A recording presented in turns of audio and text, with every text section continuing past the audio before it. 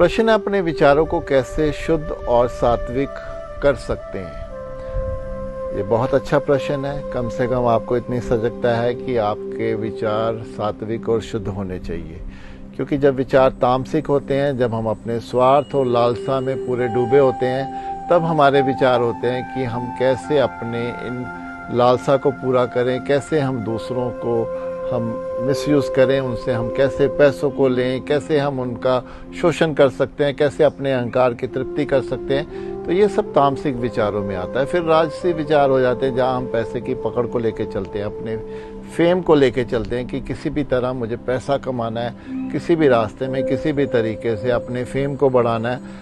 तब जब हम उसके लिए दिन रात दिमाग में वो लेके चलते हैं, तो वो हमारे राजसी विचार बन जाते हैं। और सात्विक विचार जब हम जीवन को समझ लेते हैं, हम अपने जीवन के अनुभवों से देखते हैं कि इस जीवन में ऐसा कुछ भी नहीं है जिसको मन में पकड़ा जा सके।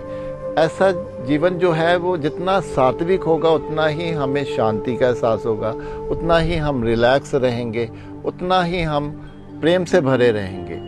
इसलिए विचारों को शुद्ध करने के लिए सबसे ऊपर तो ध्यान है। जितना जैसे ही हम ध्यान पे बैठते हैं, हम अपनी स्कैनिंग करते हैं, हम अपने विचारों को शुद्ध करते चले जाते हैं, या वो अपने आप ही शुद्ध होते ही चले जाते हैं। फिर हमें ज्ञान की बातें ही पढ़नी है, ज्ञान की बातें ही सुननी है।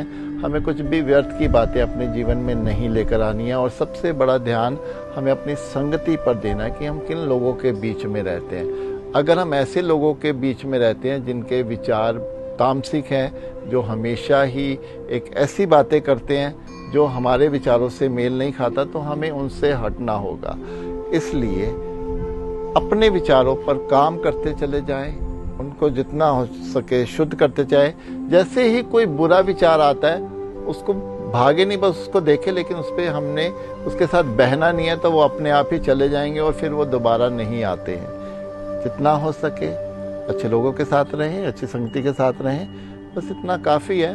ध्यान के माध्यम से, ज्ञान के माध्यम से ही हम अपने विचारों को शुद्ध और सात्विक कर सकते हैं। हाँ, इसमें थोड़ा भोजन का भी मैं कहूँगा कि हमें अपना भोजन भी सात्विक करना होगा, क्योंकि जैसा अन्न वैसा मन, तो मन काफ़ी हद तक हमारे भोजन पर भी डिपेंड है।